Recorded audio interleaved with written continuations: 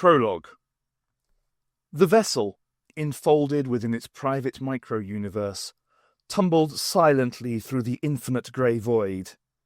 It fell towards the place where matter and energy are one, where the dimensions that defined the very structure of reality become blurred and meaningless things. At the heart of the grey void lay the vortex of hyperspace. Then the vessel changed. Its artificial cusp of twisted time and space constricted, dividing into two unequal portions. The neck between the two shrank and disappeared, and they separated. The larger section vanished, dropping out of hyperspace and into reality once more. The smaller section fell on through the void alone, towards the vortex.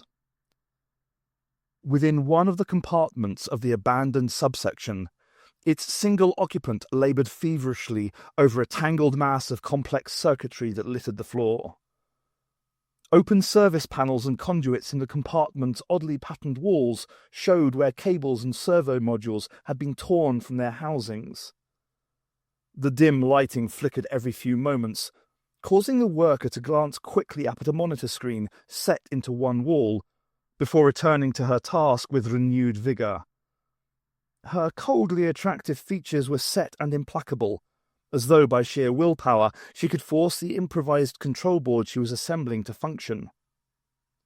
On the monitor screen, the image of the vortex expanded, a swirling maelstrom of blazing, impossible, eye-searing colours, shaping themselves into writhing streamers and eddies that could swallow a sun.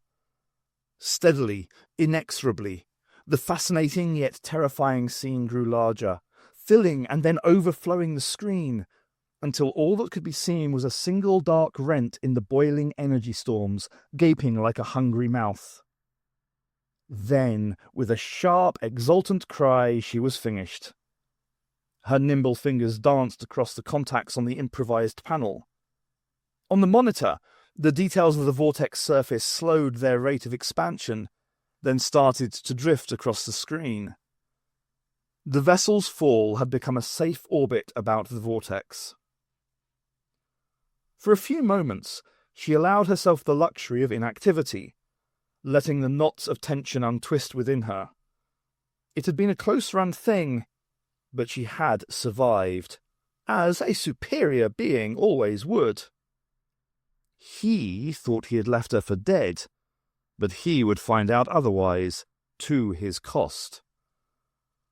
Her lips parted in a mirthless smile as she contemplated the sweetness of her revenge. Now, what would be the best way? Do to him what he had done to her, of course.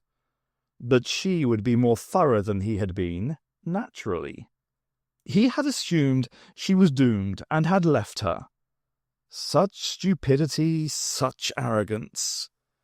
When the time came, she would be able to actually see him suffer until the end, until she was certain that a warning light flashed amid the tangle of hastily assembled components and cables that webbed the floor.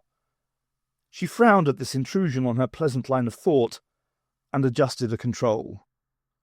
The image on the monitor screen slipped aside as the camera turned to look forward.